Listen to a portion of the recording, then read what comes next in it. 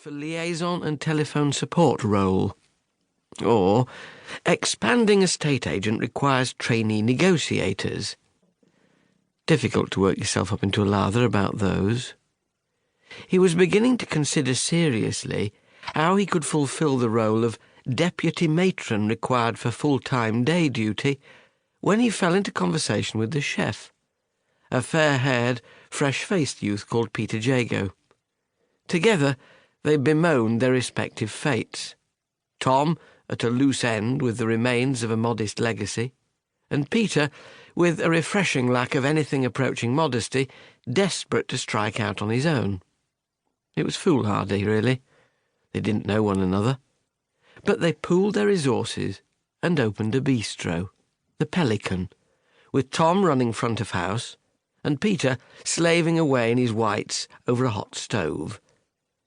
To everyone's surprise, except Peter's, the venture took off.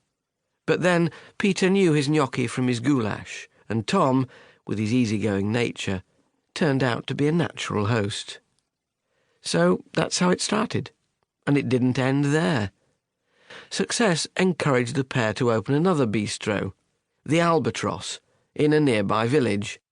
But with a twist of irony as bitter as an underripe kumquat, it proved to be more appropriately named than either of them could have foreseen.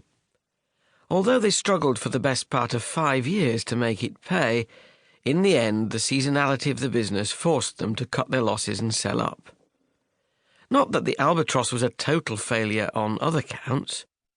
Peter could bestow his culinary expertise on only one establishment, so he'd taken on a young cook, a dark-haired girl with a lively wit, a quick mind, and a smile that could melt a disgruntled diner 3 tables away. It melted Tom, too. They had married within the year, and Pippa told him with a warning flash of her nut-brown eyes that if he thought he was marrying her just for her cooking, he had another think coming.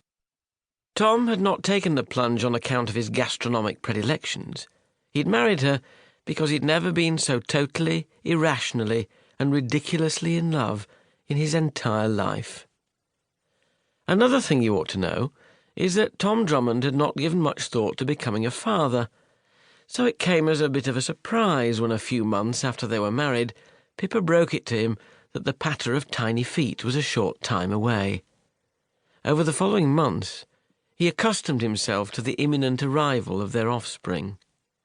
Tom was not lacking in the intelligence department, being as quick on the uptake as any other average male. Neither was he ignorant of the probable genetic permutations that might befall.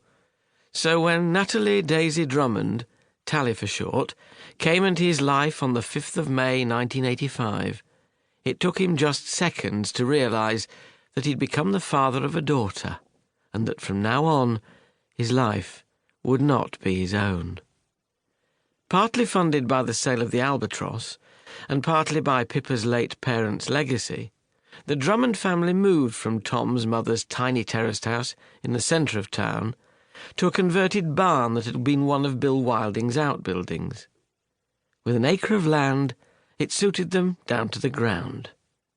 Tally grew up among the buttercups and daisies, while her mother raised herbs to supply the bistro and a couple of other local businesses. If you eavesdropped on conversations at the local shops, you'd discover the general opinion was that the Drummonds had the perfect lifestyle. A view tainted with the merest tincture of envy, but not an ounce of ill will. The Drummonds have lived at Wilding's barn for 16 years now, with never a cross word.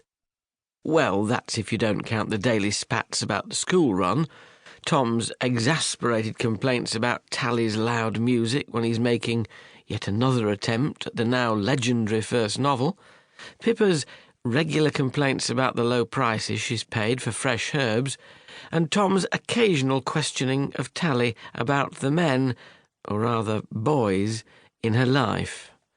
He tries to keep out of her hair as much as he can, but he does find it difficult. Chapter 2. Any father who wants to survive the role learns very quickly